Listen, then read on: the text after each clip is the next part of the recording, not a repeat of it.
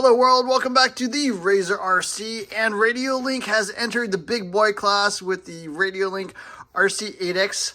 It is an 8-channel controller, RC transmitter, 4.3-inch display, 600 meter range according to them, 2.4 gigahertz of course, does run the FHSS protocol, which is not compatible with any other brand, so in case you were confused, but 67 channels, backlit LCD touchscreen display, real-time telemetry, made in China, of course. So yeah, Radiolink up to this point has been a little bit more on the budget or entry-level class, and I've reviewed the RC6X, which is probably their most popular radio that they came with in the past.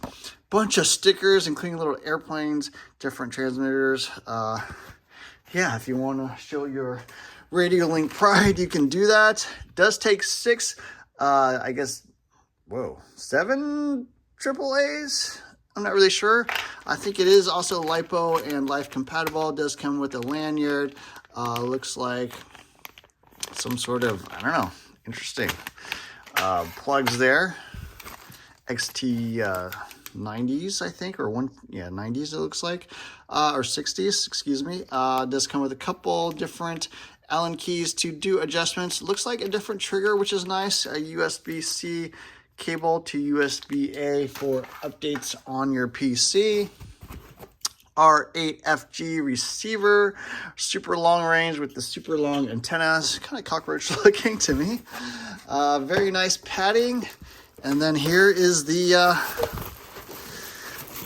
bad boy himself with a really nice cutout, super stylish foam. So yeah, this thing is not going to get damaged. It does come with a little integrated carrying case, which I think is more popular in Asia, where people are taking like public transportation or something. So when you buy these, you can take this thing home without needing a bag. So yeah, here's the radio itself. Super nice foam wheel with a plastic sort of wheel looking design, 5-spoke design. 4 switches up top, DT4, 2, 1, and 3. Kind of in a weird order, 1, 2, 3, 4. Okay, interesting. Looks like a switch down here on the bottom. Trigger feels quite nice. Does have a rubberized textured grip. Very, very angled, as with most Radiolinks. They do have these super angled grips. I prefer much more vertical grips, so I would probably be driving more like this. But yeah, something to note. Oh, it does include an actual LiPo. Amazing. Wow. 7.4 volt, 1700 milliamp hour LiPo, it looks like. 2S, so really, really nice. You can throw that there in the battery tray. And then, yeah, let's plug this thing on, take a look at it. Additional ports here on the side, the DSC, so you can connect this thing up to your computer. It looks like headphones, maybe? Interesting. USB plug. I believe it does have a range extender option as well. Looks like the micro SD card here in the front. Variable rate dial here, super nice. Variable rate here.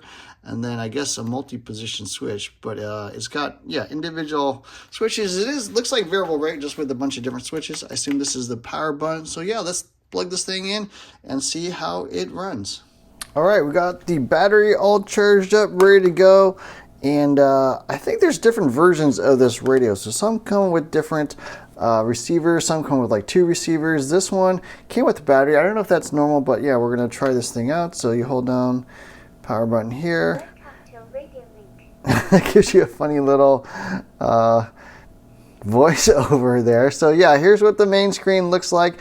Now they did just release a new firmware version, so I will be trying that out. I'm going to try this one out at first and then probably update.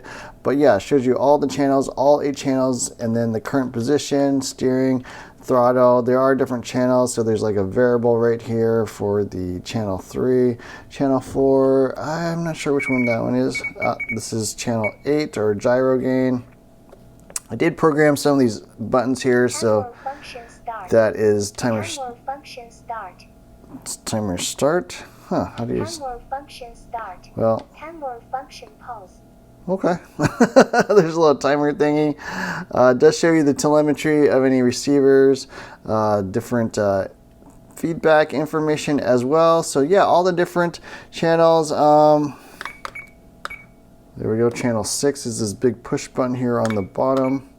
So yeah, a lot of different channels, obviously 8 channels, and then I think there's different statuses of the different additional features, and then that shows you what basically all the side knobs here are set to. So you got steering trim, throttle trim, steering rate I think is over here, yeah, so you can raise or lower that, and then brake rate here on the front.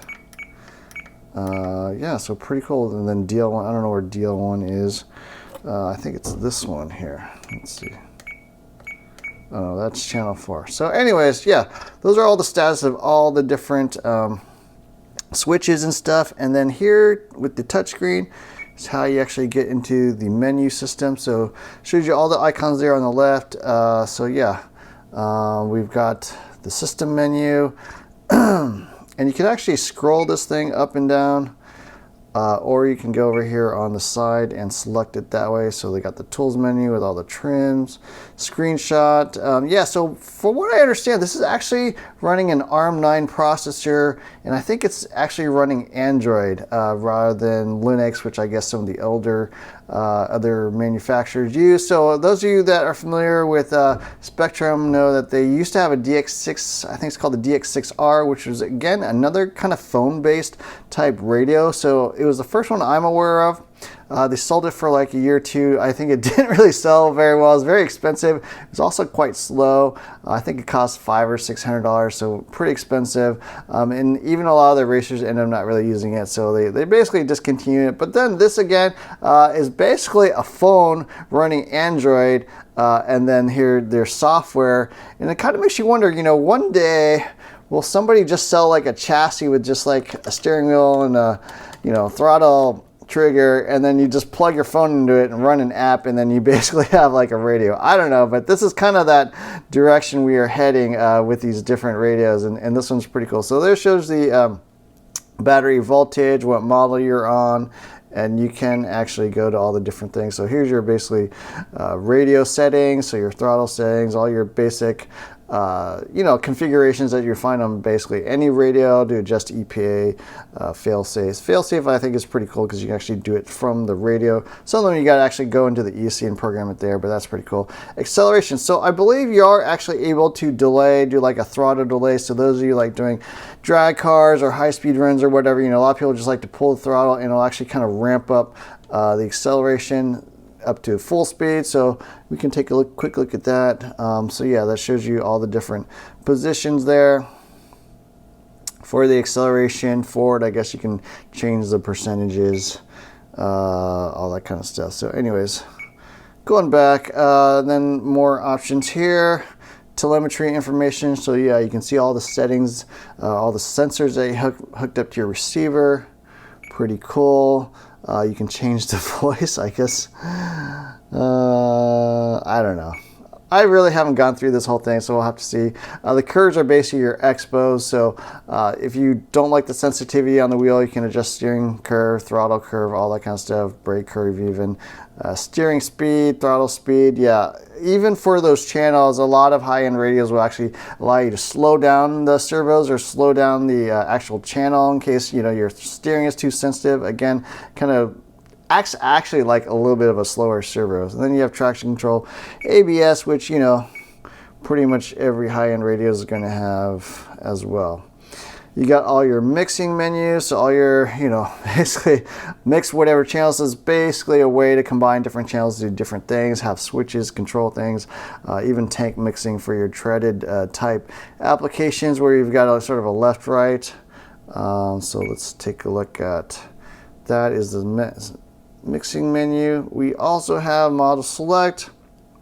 I think it holds up to 200 different models, and it has something called like a submodel. I don't quite understand what that is. Maybe within one model selection you can have multiple families of stuff. Here's the actual SD card you can plug in, so it does take up to a 64 megabyte SD card, which, you know, you would use to update firmwares, and I believe you can even change like the fonts and stuff like that. So a lot of people kind of didn't really like the way the fonts look. It looks okay to me. It definitely looks better than older Radiolink versions of radios I've had, like the RC6GS and that kind of thing. So yeah, here's the information for my particular vehicle running V109. I believe they have like a V010 or V10 or something like that. So a new firmware version just came out. I'll be trying that out. They did change the menus a little bit, but I believe functionally it's very similar. And the one thing I'm really most interested in is how this radio actually drives. That's really particular to me because, number one, all the cool features it's got is always great, but really has to control a car properly. And I do have all the other basically mid-range radios in this class. I've got the Sanwa MT44, I have the Futaba 4PM, I've got the Spectrum DX5R, and I also have the FlySky Noble NB4, which I would say is probably the main competitor to this. They're both touchscreen, full color.